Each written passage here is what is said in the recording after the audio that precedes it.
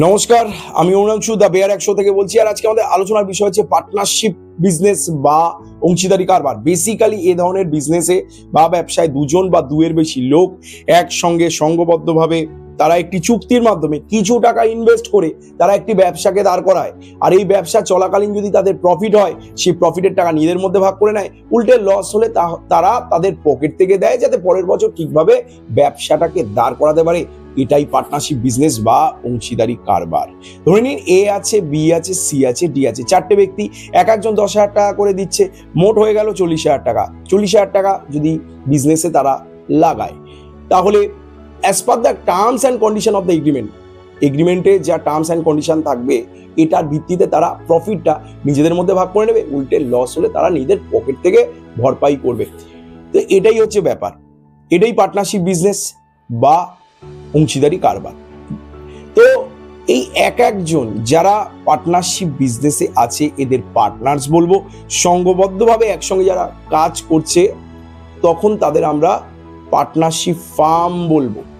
তবে এই পার্টনার্সদের কিছু ডিউটিসও আছে। ধরে নিন একজন যদি হঠাৎ করে এই ফার্মের থেকে টাকা তুলে নেয় বা ফ্রড করে, তখন কিন্তু তাকেই ফার্মকে ভরপাই করতে হয়। ঠিক আছে, কারুর দ্বারা যদি ফার্মের ক্ষতি হয়, তখন তাকেই কিন্তু ইন্ডেমনিফাই বা ভরপাই করতে হয়। পার্টনার্সরা সবাই সবাইকে কিন্তু অ্যাকাউন্টস দেখাবে, এটা কিন্তু নিয়ম। প্রত্যেক বছরই ফার্ম কি করছে, প্রফিট করছে না লস করছে, এই প্রফিট লসের মেনটেনিং একটা হিসাবের খাতা আছে। আমরা হিসাব শাস্ত্রে যেটাকে আমরা অ্যাকাউন্টসের খাতা বলি, সেই অ্যাকাউন্টসের খাতা বা হিসাবের খাতা কিন্তু একে অপরকে তারা সবসময় দেখাবে।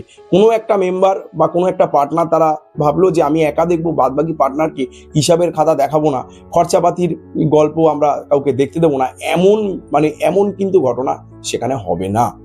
এইভাবেই কিন্তু পার্টনারশিপ চলে।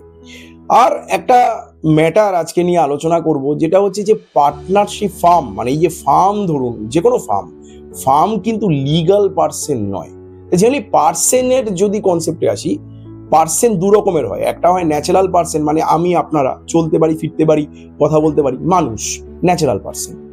আর একটা হয় লিগাল পার্সন মানে company is a legal person. দেখুন, লিগাল পার্সন যারা হয়ে থাকে তাদের একটা আলাদা অস্তিত্ব থাকে, আইন তাদের একটা আলাদা জায়গা দেয়, আইন কিন্তু তাদের একটা আলাদা গুরুত্ব দেয়। It has a separate legal entity in the eye of law. তো যদি লিগাল পার্সন বলি বা আর্টিফিশিয়াল পার্সন বলি, তার এক্সাম্পল কোম্পানি চলতে পারে না, ফিরতে পারে না, দেখতে পারে না, কিন্তু এদেরও কিন্তু সমাজে একটা অস্তিত্ব আছে। আইন এদের আলাদা গুরুত্ব দিয়ে দেখে। এরা চাইলে কোনো কন্ট্রাক্টে ঢুকতে পারে, কোম্পানি চাইলে কারুর এগেনস্টে মামলাও করতে পারে, কেউ চাইলে আবার কোম্পানির এগেনস্টে মামলা করতে পারে। কোম্পানি কোনো কন্ট্রাক্টে ঢুকতে পারে, প্রপার্টি কিনতে পারে, বিভিন্ন রকম ফাংশন এই লিগাল পার্সনের থেকে থাকে।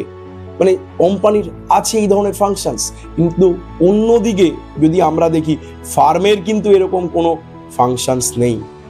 এটা মাথায় রাখতে হয়, ফার্মের সেট আপ টোটালি আলাদা। তাই পার্টনারশিপ ফার্ম, স্বাভাবিকভাবে পার্টনারশিপ ফার্ম মাথায় রাখতে হবে, সেটা কিন্তু লিগাল পার্সন নয়। এই যে মামলা মুন্সিরাম ভার্সেস মিউনিসিপাল কমিটিতে, এই যে মামলায় সুপ্রিম কোর্ট কিন্তু এই ধরনের কথাগুলো বলেছিল। তো যাই হোক, যদি আপনাদের ভিডিওগুলো ভালো লাগে, একটু লাইক করবেন, শেয়ার করবেন, একটু কমেন্ট করবেন। আর এরকম অনেক স্টুডেন্টস আছে চারিদিকে যারা একটু বাংলায় আইনটাকে সহজভাবে বুঝতে চায়, তাদের কাছে এই ভিডিওটাকে একটু কাইন্ডলি পাঠিয়ে দেবেন। নমস্কার, ধন্যবাদ।